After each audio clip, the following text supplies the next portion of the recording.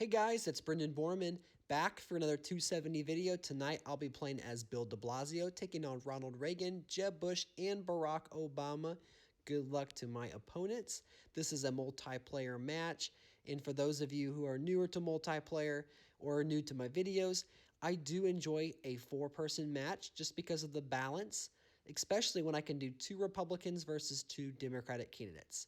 Now, I chose Bill de Blasio, not knowing this matchup, but I'm pretty happy. Now, Barack Obama also has an RBG candidate, so I may be afraid of labor and environment, but I do want to start off in national group. So I'm going to double pip into women's movement and into youth votes, which on turn number 2 could net me 2 bonuses. Looks like Jeb opens up in Arkansas, Missouri, Kentucky. Okay, so Jeb doesn't know what's going on here. So this is really a three-person match. Okay, so no one went into labor and environment. Barack did zero spend. He could do a wide variety of things, but I think it's worth the risk to one pip labor and environment and go ahead and get my women's movement. That will allow me to get labor on turn 3 if I choose to. So that's uncontested. Barack did double pip into New York, into Florida. Ronald Reagan goes ahead and nets his first bonus, which is a 40% big conservative bonus. And so he could eye evangelicals and gun lobby if he chooses to. He might be forced to go into California, which would not be bad for us.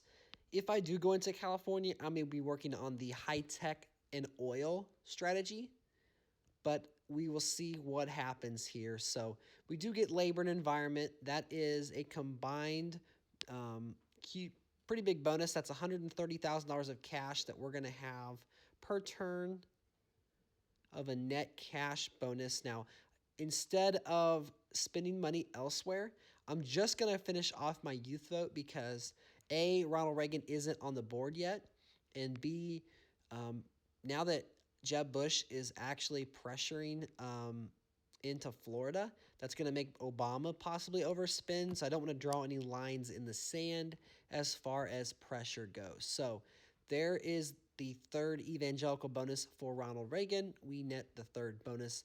Now Ronald Reagan is in California, and so it looks like that he's going to pip up to the third pip.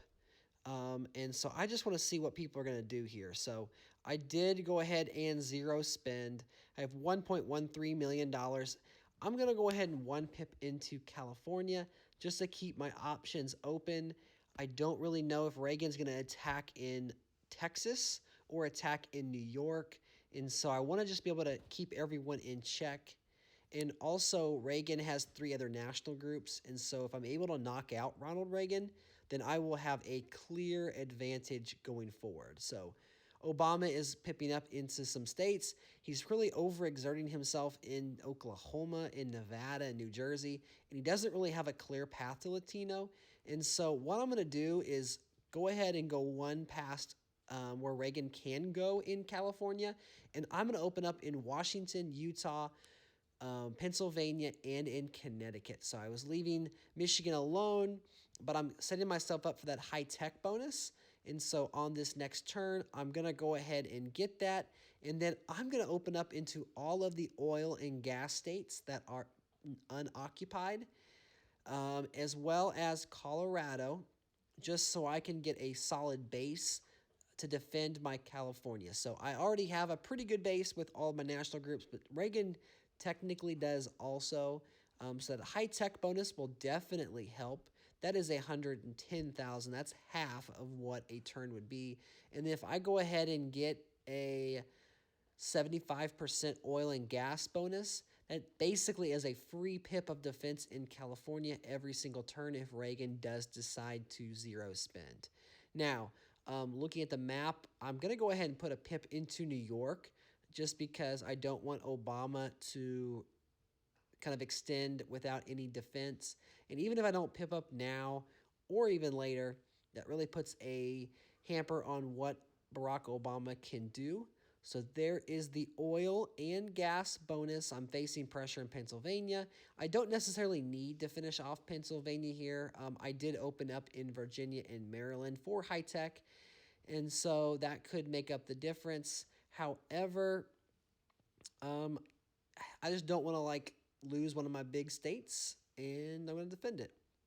So even if we clash, that doesn't do much harm. Okay, so there's a forfeit for Jeb Bush. We did clash in Pennsylvania, and so I'm gonna pass in New York and defend in some of my oil states that are now facing pressure, so North Dakota and Louisiana, and then just kind of get into some other states, some town and gown states.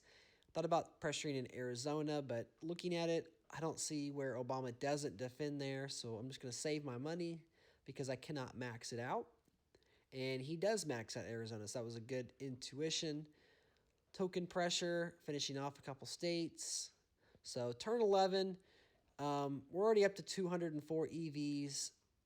We're going to cruise into a victory here, but just kind of picking my battles on where I want to spend my money. For those of you who are new to 270, multiplayer games are fun. They are a little bit frustrating because at any point, players can kind of team up against each other or against one common opponent. But think of that like the board game Risk. You want to have a kind of a solid foundation. In this case, it was my national group cash bonus, and then California, where I had the high-tech bonus and the oil bonus. And even if I lose oil at some point, I'm not going to lose the high-tech. It's allowed me to expand across into New York. And while other players are attacking each other, I'm just able to kind of pick my spots, have a couple steals in some states. So going after Virginia, which I'm sure will be blocked. Same thing with Washington. I'm going to try to flip Iowa. But, all these players, they only have so much money. So they're not going to be able to block everything. And so that's 223 EVs. There is the Town and Gown bonus. And so back to what I was saying, if you're playing multiplayer, don't get frustrated if you go into a game and it feels like opponents are teaming up against you. There are common states like Pennsylvania, which can be swing, manufacturing, high tech, and you have Michigan, which can be manufacturing, high tech, African American. A lot of these key states, it can be advantageous to maybe spend a little bit of money preemptively before that you find yourself under attack, like in Florida. That way, you might spend 100 or 200,000 now defending, whereas you could possibly wait a few turns, but then you have to max it out all the way to the 10th rung. And in Florida, that is a lot of money. That's $1 million just in Florida. So closing off Michigan here, I don't see really a path to lose this game, but I'm going to go ahead and double pip up into Hawaii, kind of try to force a ballot, maybe win on the first ballot. It's not really a huge goal. It's a 1-minute timer, so, if I had more time, maybe I could maximize my moves, but I just want to make sure that I'm making quality moves. It looks like Connecticut did flip. There's the ballot round. Oh, looks like we lost Connecticut by a pip. That's unfortunate. Gonna flip Rhode Island, Maine. Some of these states I'm not in enough.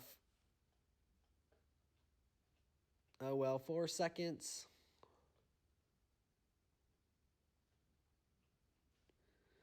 Waiting for the game here.